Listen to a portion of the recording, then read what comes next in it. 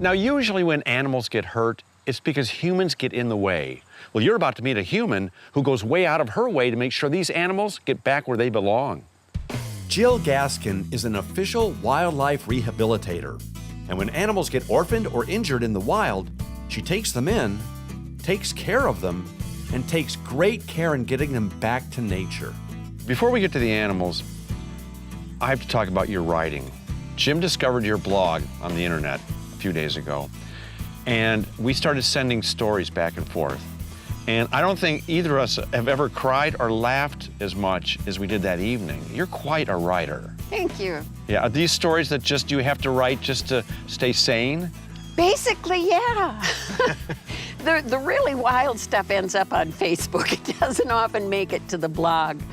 But it's a way of getting it out. It's a way of dealing with the grief. And there is a lot of grief doing this. Well, you have such a wonderful handle on the whole human-animal condition, about how we relate to each other, how we should or shouldn't relate to each other, that I found so, I don't know, just a breath of fresh air.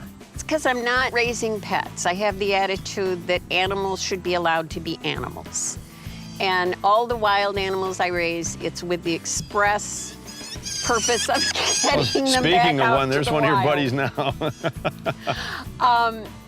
And even my house pets, my dog and my cat, I allow them to be dogs and cats. And to me, animals have a very Buddhist outlook on life. They're here, they're present. It's all in the now. They don't worry about what's going to happen tomorrow. They don't carry what happened yesterday. They don't sit around and go, oh my gosh, I'm dying, I'm suffering. They go, oh, hey, it's not raining. How did you get interested in animals to begin with? I've always loved animals, but when I was about 7, we had a friend who was a conservation officer, and he came in one night and was sitting and having a beer with Dad at the kitchen table, and he started pulling baby bunnies out of his shirt pocket. And he handed me the baby bunnies and a can of pet milk and a little doll baby bottle, and he said, do you think you could feed these for me? And I said, well, yeah. and my dad had a fit. He says, I don't want her raising baby bunny. He says, oh, Bob, don't worry, they'll die. They didn't.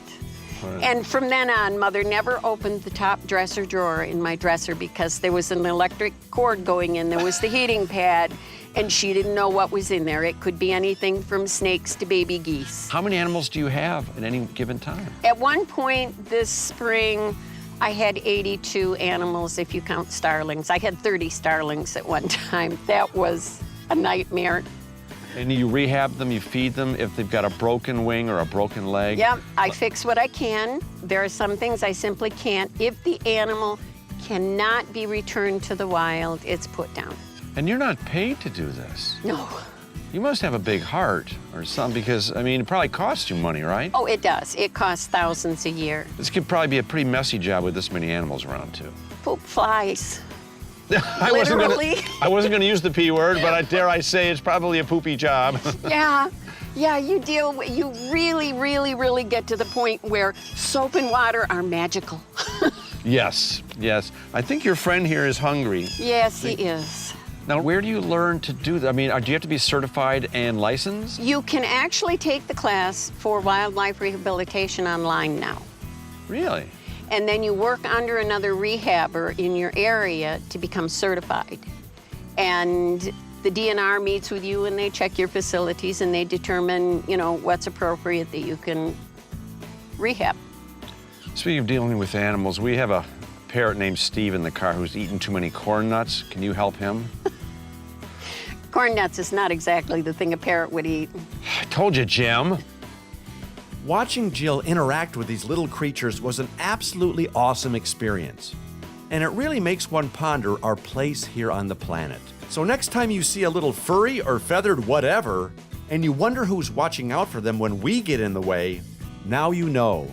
It's animal lovers with a big helping heart like Jill Gaskin. And next time you're looking for that town that's got that certain special everything you need to live, work, and play Michigan style, try Traverse City. It's so nice, you just might want to live here. It's okay, baby. I've got some good food. No more corn nuts for you. The man with the mustache is not going to feed you anymore.